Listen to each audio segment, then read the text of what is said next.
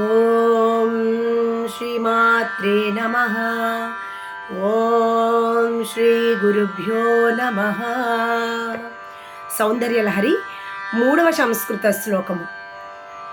అవిద్యానామంతస్తిమిరమిహిరద్వీపనగరీ జడానాం చైతన్యస్తబకమకరంద శృతిఝరీ దరిద్రాణాం చింతామణి గుణనికా జన్మజలధౌ నిమగ్నానాం శ్రా మురరిపువరాహస్య భవతి.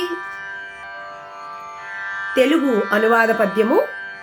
అజ్ఞానార్తులలోని చీకటికి సూర్యద్వీప గేహమ్మవున్, ప్రజ్ఞాహీనుల పట్ల చేతన సుమప్రస్యందమౌతేనెవున్, ప్రజ్ఞన్ కోరికలిచ్చు రత్నము దరిద్రస్విన్న జీవాళికిన్, ప్రజ్ఞోపేంద్రవరాహదంష్ట్రవు భవాపస్సింధుమగ్నాళికిన్.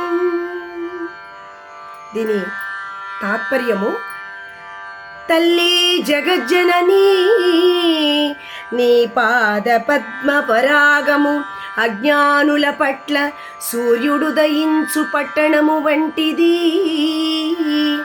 మందబుద్ధి గల జడుల పట్ల జ్ఞానమును తేనెను జాలువార్చు ప్రవాహము వంటిది.